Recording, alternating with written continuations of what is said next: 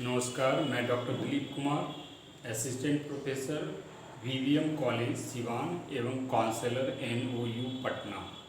छात्रों, students and friends, कल हम लोगों ने अलाउद्दीन खिलजी के प्रशासनिक सुधार के बारे में पढ़ा था।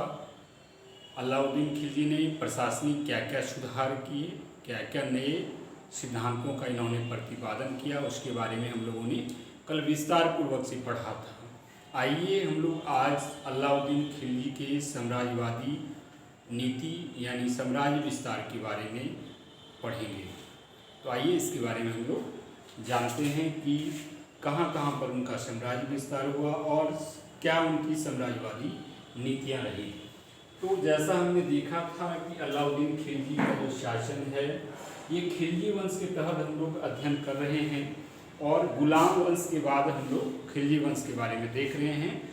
और यह खिलजी जो वंश है वो महज 30 वर्षों का कालीन का रहता है और 3 शासक होते हैं, जिसमें दूसरा जो महत्वपूर्ण शासक जो हैं, सबसे महत्वपूर्ण शासक जो हैं अलाउद्दीन खिलजी के बारे में हम लोग अध्ययन कर रहे हैं। और अलाउद्दीन खिलजी बहुत ही महत्वपूर्ण चैप्टर है और लगभग प्रत्येक परीक्षाओं में आप एकेडमी की बात की जाए तो बीए और एमए वगैरह की जहाँ भी जो भी सिलेबस है तो उन पर परीक्षाओं में भी खिलजी वंश से अलाउद्दीन पर प्रश्न पूछा जाता है। और कॉम्पिटिटिव लेवल पर बात की जाए UPSC, PCS, SSC and other जो भी सारे एग्जाम हैं, तो दिल्ली सल्तनत से यदि कोई क्वेश्चन बनता है जहाँ से, तो सबसे ज़्यादा क्वेश्चन अलाउद्दीन खिलजी चैप्टर से बनता है। तो आइए हम लोग अलाउद्दीन खिलजी के साम्राज्यवादी विस्तार नीति के बारे में आज पढ़ते हैं। अलाउद्दीन खिलजी का साम्राज्य का जो काल है वह 1290 से खिलजी वंश का काल है 1290 से 1320।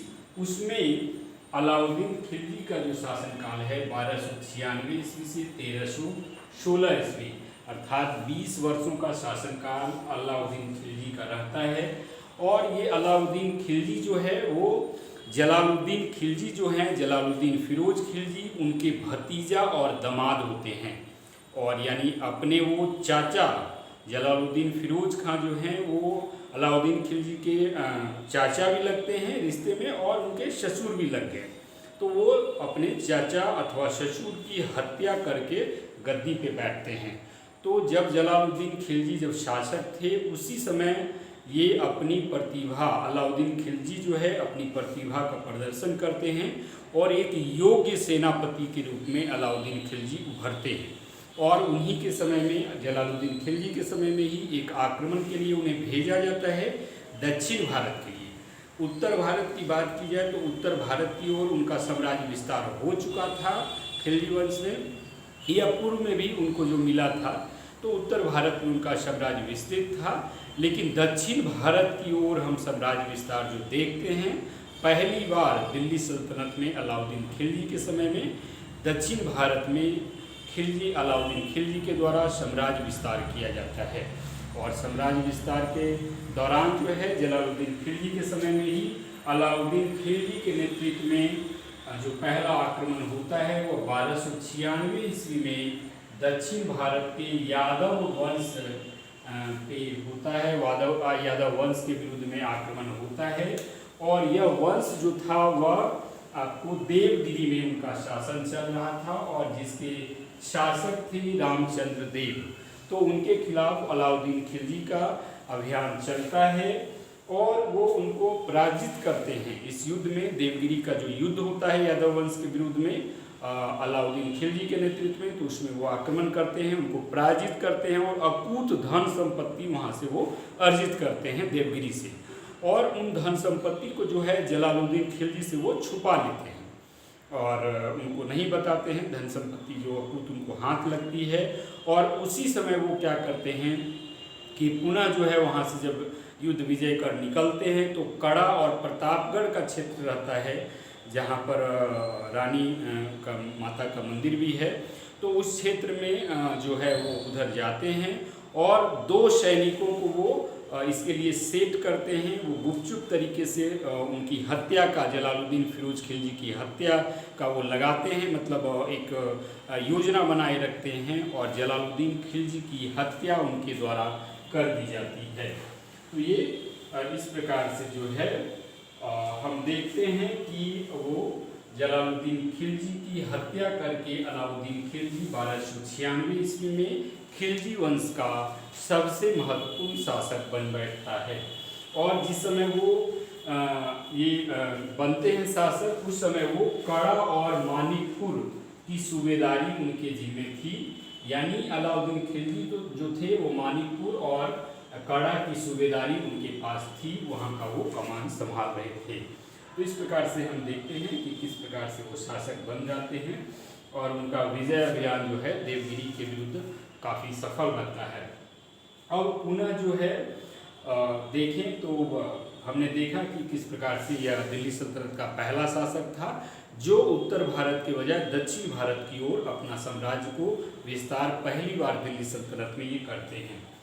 अब पुनः हम देखें तो जो अलाउद्दीन खिलजी जो है वो सिकंदर जो आए थे पहले आक्रमणकारी, तो सिकंदर की जो ये थी सिकंदर की जो विश्व विजय की योजना थी वो काफ़ी प्रभावित किया था अलाउद्दीन खिलजी को।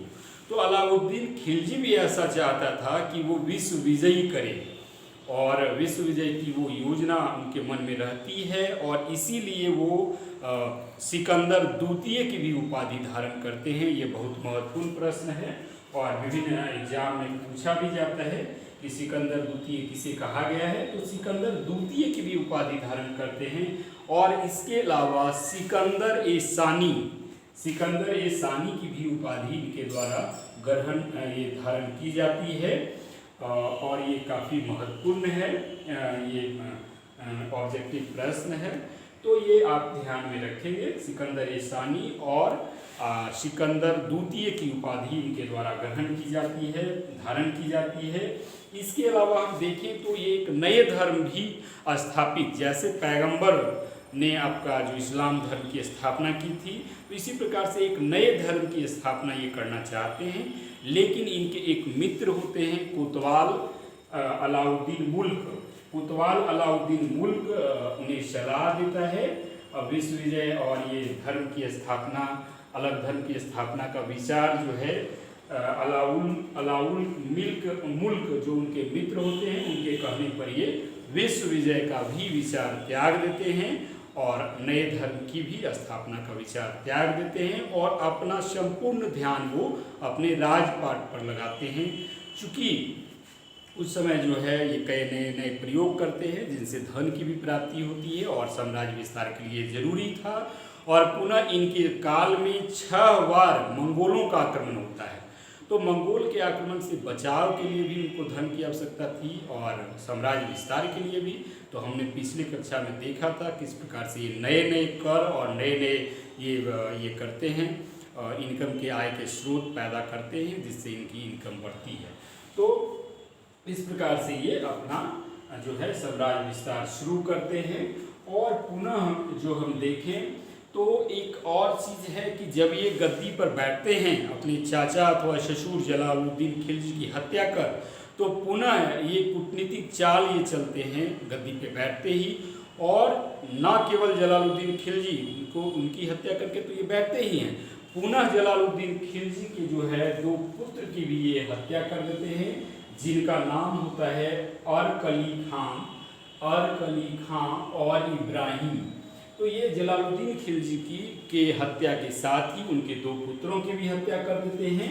और इतना ही नहीं, वो उनकी बहन जलालुद्दीन खिलजी की बहन की भी हत्या कर देते हैं, यानी अपनी बुआ का भी वो हत्या कर देते हैं ताकि उनके शासन में कोई अड़चन नहीं आए और बेफिक्र होकर वो शासन करें। तो इस प्रकार से हम देखते हैं कि किस प्रकार से वो अपने साम्राज्य के विस्तार या निश्चिंत होकर वह शासन चलाए। इसके लिए वो जलालुद्दीन के 2 पुत्र और उनकी अपनी बुआ की भी हत्या करते हैं।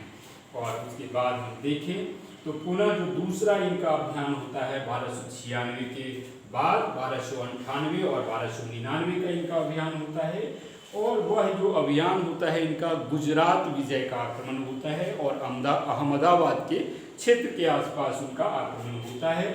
और वहाँ के शासक जो होते हैं कर्ण बघेल थे, वहाँ के शासक जो थे वो कर्ण बघेल थे, और कर्ण बघेल के विरुद्ध जो है इनका आक्रमण होता है। और कर्ण बघेल जो है अपनी बेटी के साथ वहाँ से भाग खड़ा होते हैं। उनकी बेटी का नाम था देवल देवी को वहाँ से लेकर वो भाग जाते हैं, लेकिन उनकी पत्नी जो है छूट जाती है। उनकी पत्नी का नाम था कमला देवी। और इस प्रकार से हम देखते हैं कि गुजरात विजय का अभियान जो 1998 से 1999 ईस्वी तक चलता है, उसमें जो है ये विजय प्राप्त करते हैं। और वहाँ के जो कर्ण बघेल थे उनकी पत्नी कोमल देवी से अलाउद्दीन खिलजी विवाह कर लेते हैं, चूँकि वो अपनी बेटी के साथ भाग चुका होता है और उनकी पत्नी बच जाती है कोमल देवी, तो उससे वो विवाह कर लेते हैं। तो अब आइए, तो इस प्रकार हम देखते हैं कि और इस गुजरात विजय के बाद और एक चीज़ देखें कि गुजरात विजय के उपरांत ही इन्होंने जो है इनकी प्राप्ति की थी। एक उनका जो सेनापति बाद में बनता है, एक महत्वपूर्ण सेनापति मलिक काफूर, तो मलिक काफूर की प्राप्ति उन्हें होती है। गुजरात विजय के दौरान के बाद जब वो लौट रहे होते हैं तो वो नुसरत खां को जो है एक दास को खरीदने के लिए भेजते हैं। और वहाँ पर मलिक काफूर जो है वह 7 फीट का हिजड़ा था और वह हिंदू था, और उसे जो है नुसरत खां को वो भेजता है गुजरात विजय के बाद अलाउद्दीन खिलजी, और उसे खरीदता है 1000 दिनार में। और यही वजह है कि मलिक काफूर जो आगे दिन में है उनके दक्षिण अभियान में काफ़ी महत्वपूर्ण भूमिका निभाता है। वो काफ़ी तेज तरार और एक कुशल और एक अच्छा एक सेनापति के रूप में अपना दायित्व को मलिक काफूर निभाता है। तो मलिक काफूर पर भी प्रश्न आते हैं कई एग्जाम में। और मलिक काफूर किस विजय के बाद खरीदा गया, तो ये गुजरात विजय के उपरांत खरीदा गया था, और स्वयं इन्होंने नहीं खरीदा था, नुसरत खां को वहाँ पर भेज कर खरीदाया था। और इस पर एक और सवाल आता है कि 1000 दिनारी किसे कहा जाता है, तो मलिक काफूर को चूंकि 1000 दिनार में खरीदा गया था, इसलिए उसको हजारी दिनार या 1000 दिनारी भी कहा जाता है। तो इस प्रकार से मलिक काफूर को गुजरात विजय के बाद खरीदा जाता है।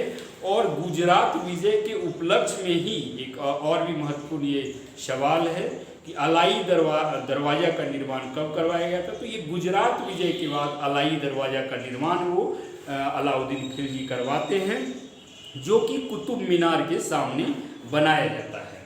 तो ये अलाई दरवाज़ा का भी निर्माण गुजरात विजय के उपलक्ष्य में ये बनाते हैं। और पुनः हम देखें तो उसके बाद फिर पुनः 1299 ईस्वी में ही इनका एक और आक्रमण होता है, और वो जैसलमेर पर होता है, और जैसलमेर पर उनकी विजय उनको हासिल होती है। और पुनः उसके बाद पास के क्षेत्र रणथंभौर पर भी वो आक्रमण करते हैं। और रणथंभौर के शासक जो थे हमीर देव पर वो जो है 1301 ईस्वी में आक्रमण करते हैं। रणथंभौर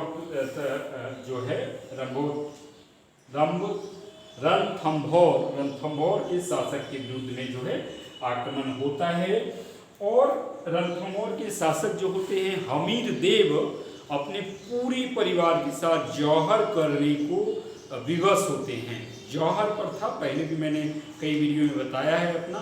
जौहर प्रथा एक ऐसी प्रथा थी जब लगता है कि हमारा संकट है, हम मारे जाएंगे या कुछ इस तरह की, या कई स्त्रियां जो होती थी उनके पुरुष मारे जब जाते थे तो अपनी अस्तित्व की रक्षा के लिए वो अग्नि कुंड में कूद कर जो है आत्महत्या कर लेती थी या जान दे देती थी। वो जौहर प्रथा कहलाता है।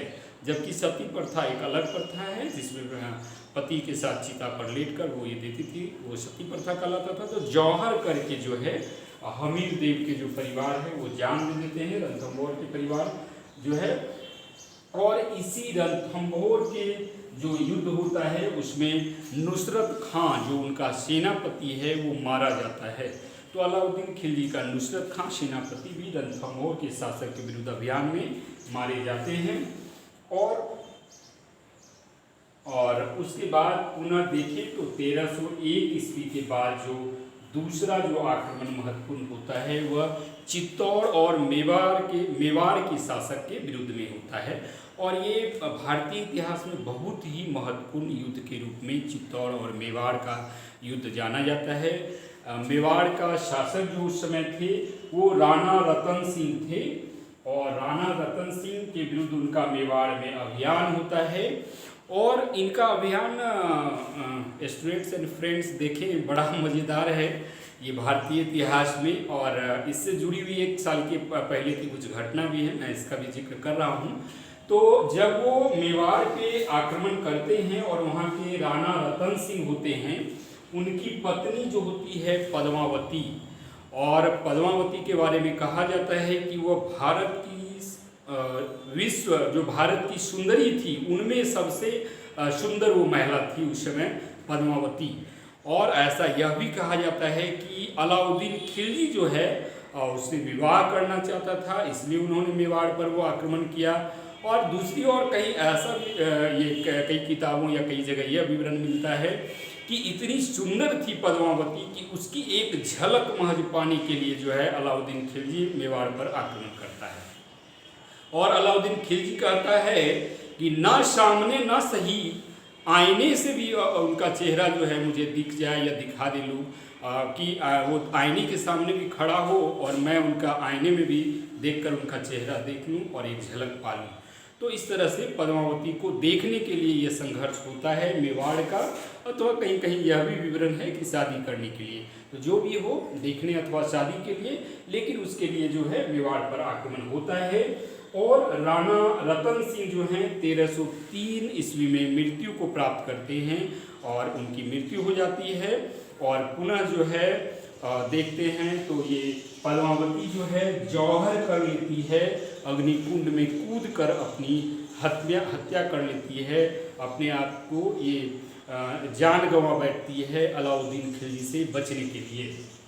और आपने देखा होगा कि पिछले वर्ष पद्मावती पर एक फिल्म आई थी और चूंकि ये राजपूत कास्ट के थे तो राजपूत लोगों का एक सेना बना हुआ है, करनी सेना। तो आपने देखा होगा कि किस तरह से पूरे भारत भर में पद्मावती फिल्म के विरोध में पूरे भारत में करनी सेना का विद्रोह या विरोध प्रदर्शन हुआ था इस फिल्म के बारे में। और इस फिल्म बारे में उनका कहना था करनी सेना का या राजपूत जातियों के लोगों का कि उसमें कुछ गलत बातें दिखाई गई है या कुछ गलत दृश्य दिखाया गया है।